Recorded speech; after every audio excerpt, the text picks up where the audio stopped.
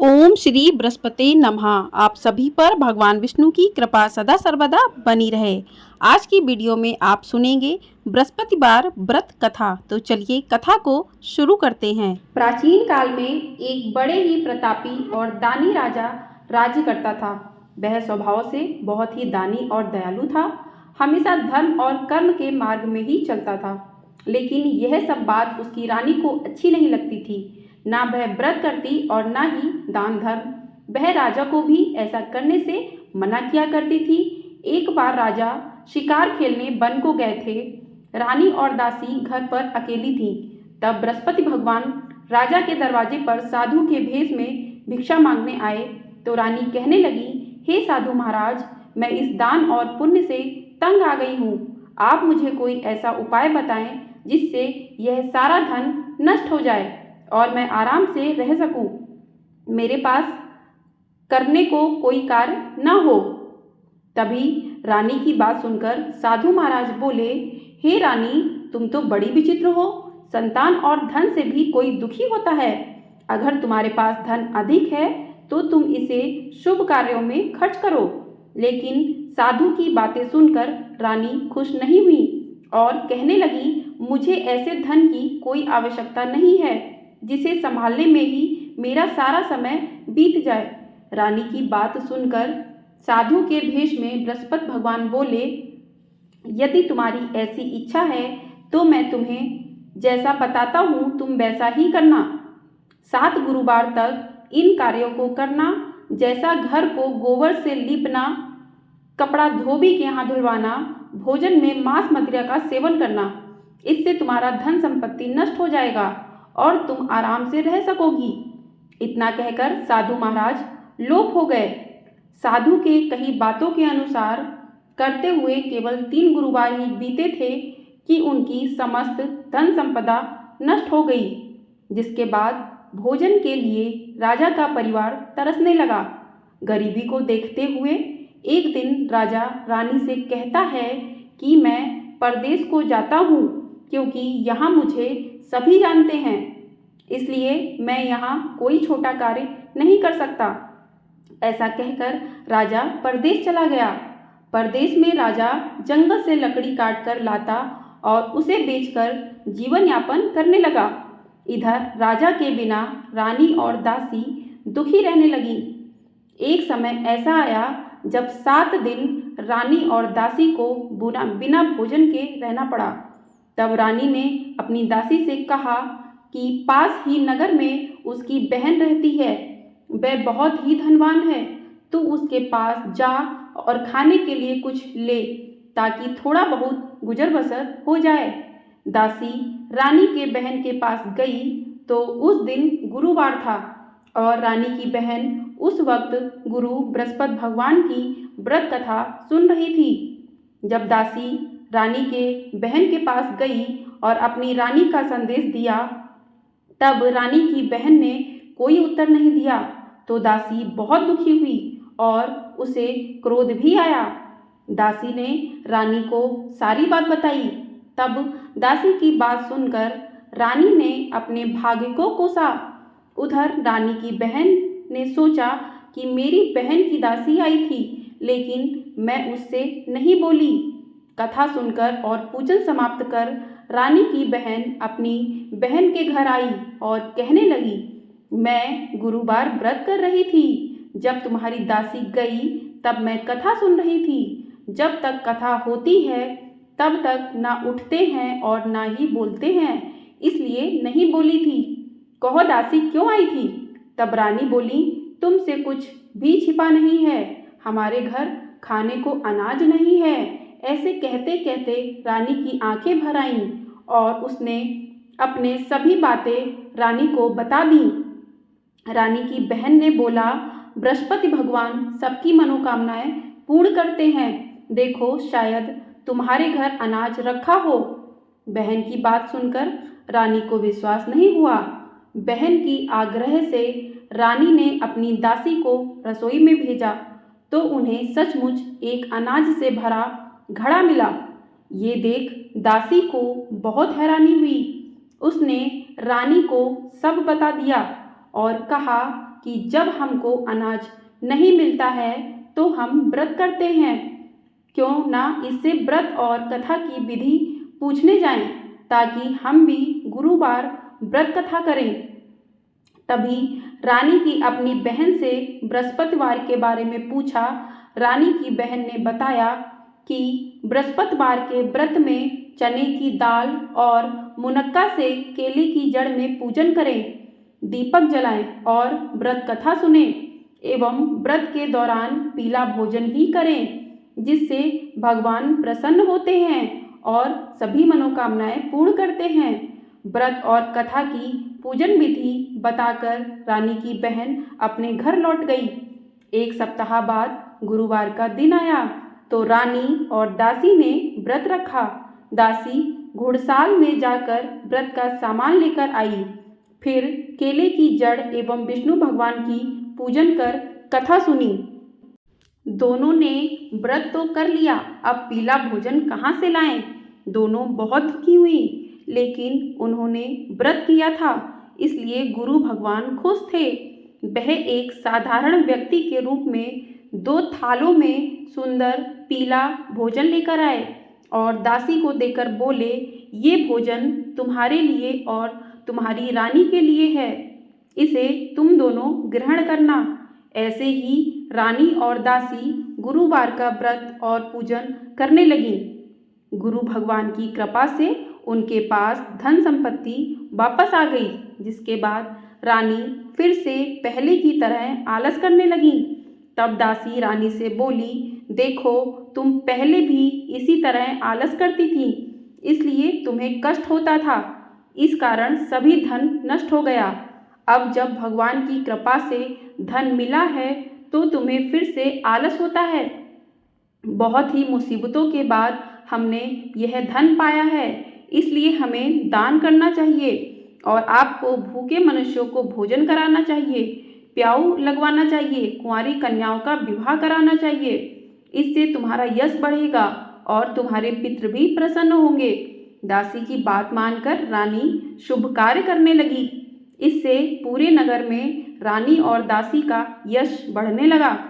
इधर जंगल में राजा दुखी होकर पेड़ के नीचे बैठ गया और अपनी पुरानी बातों को याद करके रोने लगा। तभी गुरु भगवान साधु के रूप में लकड़हारे के पास आए और बोले कि हे लकड़हारे, तू इस सुनसान जंगल में किस चिंता में बैठे हो, मुझे बताओ। तब लकड़हारे ने दोनों हाथ जोड़कर साधु से कहा, आप सब कुछ जानते हैं, मैं आपसे क्या कहूँ। ऐसा कहते हुए राजा ने अपनी साधु को अपनी संपूर्ण दशा बताई। तब साधु ने उन्हें बताया कि तुम्हारी रानी ने बृहस्पति भगवान का निरादर किया था, जिसके कारण तुम्हारी ये दशा हुई है। अब तुम किसी बात की चिंता मत करो, तुम्हारे सभी दुख दूर हो जाएंगे और तुम पहले से ज़्यादा धनवान हो जाओगे। जीवन में सुख प्राप्ति के लिए बृहस्पतिवार के दिन व्रत कथा करो, इससे तुम्हारे सभी दुख दूर होंगे। इसके लिए तुम गुरुवार के दिन चना और मुनक्का से केला के पेड़ और बृहस्पति भगवान का पूजन और व्रत कथा करो, जिससे तुम्हारे दुख दूर होंगे। साधु की बात सुनकर राजा बोला, मुझे लकड़ी बेचकर इतना पैसा नहीं मिलता है जिससे भोजन के उपरांत कुछ भी बचा सकूं। मैंने रात्रि में अपनी रानी को दुखी देखा है, मेरे पास कोई साधन भी नहीं है जिससे मैं उसकी खबर जान सकूं। लकड़हारे की बात सुनकर साधु ने कहा, तुम किसी बात की चिंता मत करो, तुम रोजाना की तरह लकड़ी लेकर जाना, तुम्हें रोज से दुगना धन प्राप्त होगा, जिससे पूजन के अलावा भोजन भी कर लोगे। धीरे धीरे समय व्यतीत होने पर फिर गुरुवार का दिन आया। लकड़हारा जंगल से लकड़ी काटकर शहर में बेचने गया।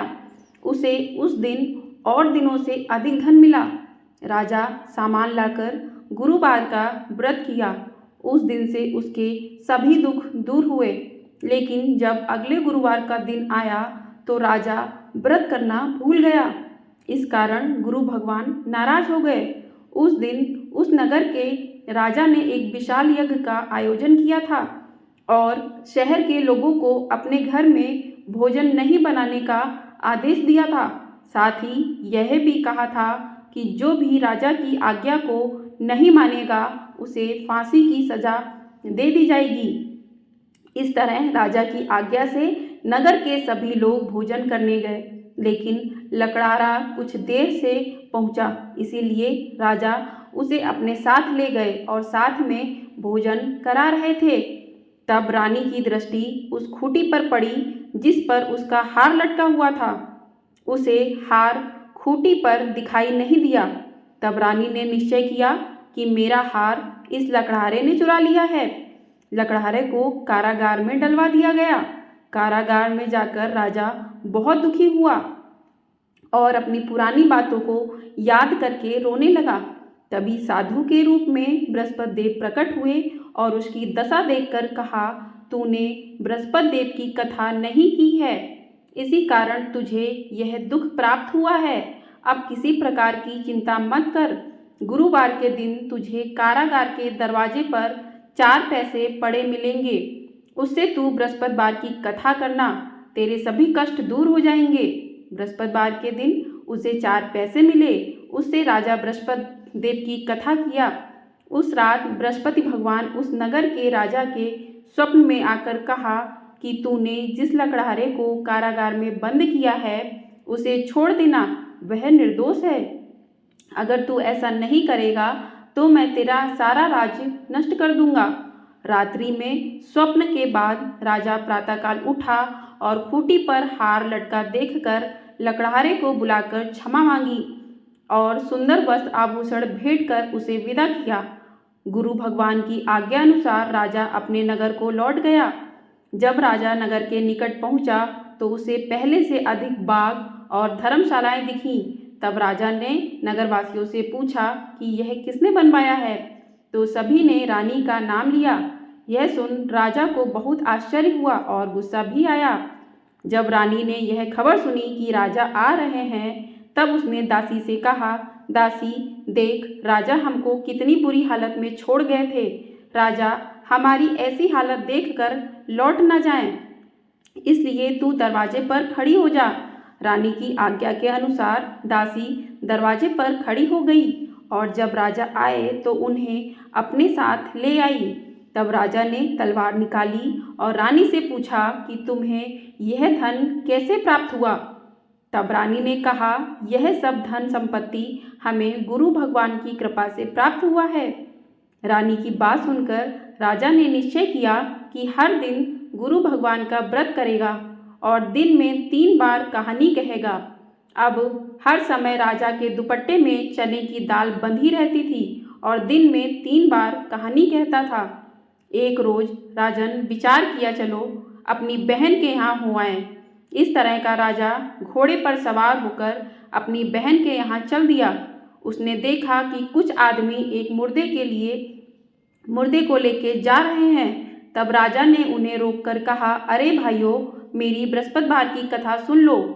तब कुछ ने कहा, लो हमारा तो आदमी मर गया है और इसको अपनी कथा की पड़ी है। लेकिन कुछ ने कहा, अच्छा कहो, हम तुम्हारी कथा सुनेंगे। राजा ने दाल निकाली और कथा शुरू की। जब कथा आधी हुई तो मुर्दा हिलने लगा और जब कथा समाप्त हुई तो राम राम कहते हुए मुर्दा खड़ा हो गया। राजा आगे बढ़ा तो उसे एक किसान खेत में हल चलाता मिला। राजा ने उससे कथा सुनने का आग्रह किया, लेकिन किसान नहीं माना। राजा आगे बढ़ा। राजा के हटते ही बैल पछाड़ खाकर गिर गए और किसान के पेट में जोर से दर्द होने लगा। थोड़ी देर में जब किसान की माँ रोटी लेकर आई तब उसने अपने पुत्र से सभी हाल पूछा तो बेटे ने बता दिया। तब बुढ़िया दौड़ी दौड़ी राजा के पास गई और कहने लगी, मैं तेरी कथा सुनूंगी, तू अपनी कथा मेरे खेत पर चलकर कहना।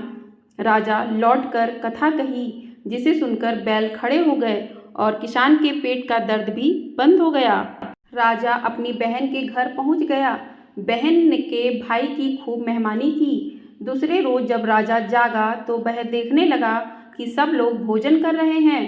तब राजा ने अपनी बहन से पूछा, ऐसा कोई मनुष्य है जिसने भोजन नहीं किया हो? तब बहन बोली, भैया यह देश ऐसा ही है, पहले यहाँ के लोग भोजन करते हैं, बाद में अन्य काम करते हैं।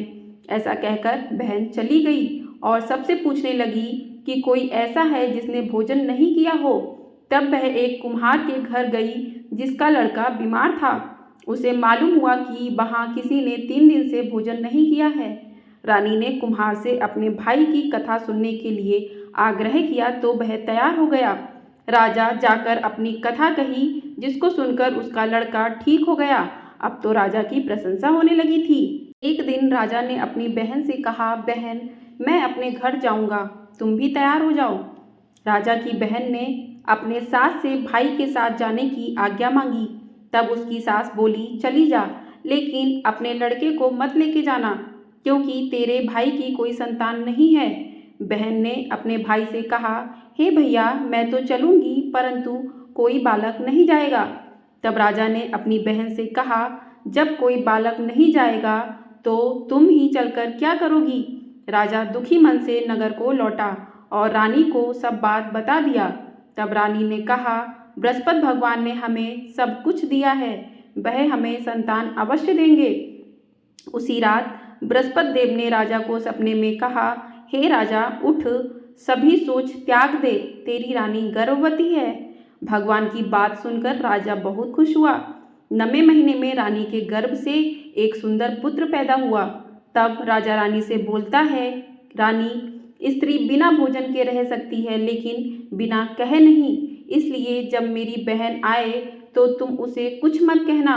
रानी ने हाँ कर दी और जब राजा की बहन ने यह शुभ समाचार सुना तो वह बहुत खुश हुई और अपने भाई के यहाँ आकर उस बधाई देने लगी।